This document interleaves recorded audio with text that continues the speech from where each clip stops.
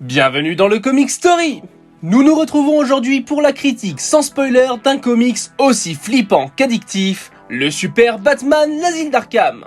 Avant de commencer, je vous invite à vous abonner si ce n'est pas déjà fait, car pour fêter les 500 abonnés et le premier anniversaire de la chaîne, je vous proposerai la semaine prochaine un concours pour tenter de remporter ce comics ainsi qu'un autre récit complet de Marvel. Pour ceux que ça intéresse, je vous en dis plus en fin de vidéo, mais pour l'heure nous partons direction Gotham City pour la review de ce comics très particulier. Scénarisé par Dan Slott et dessiné par Ryan Sook, cette mini-série en 6 numéros a été publiée par DC Comics à partir de 2003 sous le nom de Arkham Asylum Living Hell. Nous y suivons Warren White, alias le requin blanc, un financier qui a fait sa fortune en réalisant d'énormes escroqueries, mais que la justice a fini par rattraper.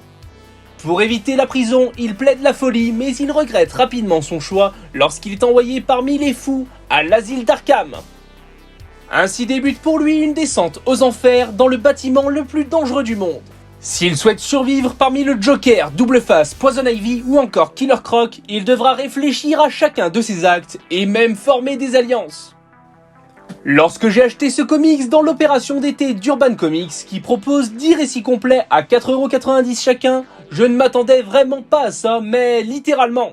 En fait, je pensais qu'il s'agissait du fameux Arkham Asylum, un récit complet mythique de Grant Morrison.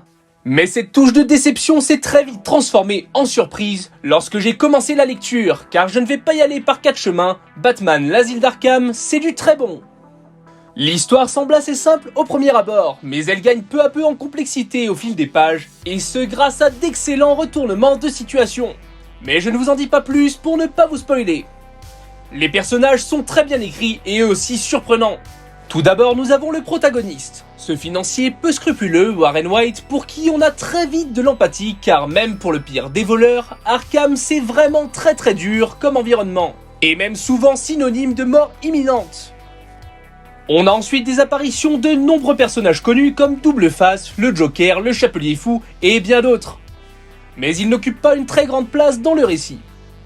La surprise vient de tout nouveaux personnages créés directement par les auteurs dans ce comics et dont nous vivons la première apparition. Pour commencer, il y a l'effrayante Jane Doe, dont le nom sert notamment à désigner les personnes et les cadavres dont l'identité est inconnue, comme on le fait en France avec Monsieur X par exemple. Ses capacités et son comportement sont terriblement flippants. Mais mon préféré, c'est Humpty Dumpty, un gros bonhomme avec une tête d'œuf qui paraît adorable au premier abord. Puis nous découvrons son histoire dans ce qui est pour moi la meilleure partie de ce comics, et là, ça se corse. Alors est-ce qu'il s'agit d'un gentil ou d'un fou dangereux? À vous de me donner votre avis dans les commentaires. Enfin, attention à ne pas vous faire avoir, ce n'est pas une histoire autour de Batman comme le laisse suggérer le titre et la couverture, mais à mon sens, c'est tant mieux. C'est une bonne occasion de découvrir un lieu mythique de cet univers sans pour autant avoir un récit trop classique d'enquête et de lutte contre le crime auquel nous sommes habitués. Côté dessin, c'est plutôt réussi. Ryan Sook a dû s'éclater pour le design des nouveaux personnages, mais parfois c'est un peu au détriment des figures classiques comme le Joker. Non mais c'est quoi ce putain de mono-sourcil ? Les cases sont grandes et larges, centrées sur les personnages, même si les fonds restent très simplistes. Mais bon, après tout, nous sommes majoritairement dans un asile, donc c'est plutôt normal. Les couleurs sont toujours assez froides, l'environnement semble constamment cerné par l'obscurité. Même les couleurs orangées et rouges ne sont pas très éclatantes, et tout ce travail des couleurs participe à donner une ambiance très dark et glauque qui sied à merveille à cette histoire. En résumé, j'ai été agréablement surpris par ce récit. Et j'ai trouvé mon bonheur non pas là où je pensais qu'il serait, c'est-à-dire dans l'apparition de personnages que je connaissais déjà, mais dans la découverte de nouveaux patients d'Arkham et de leurs histoires à la fois glauques mais aussi terriblement humaines.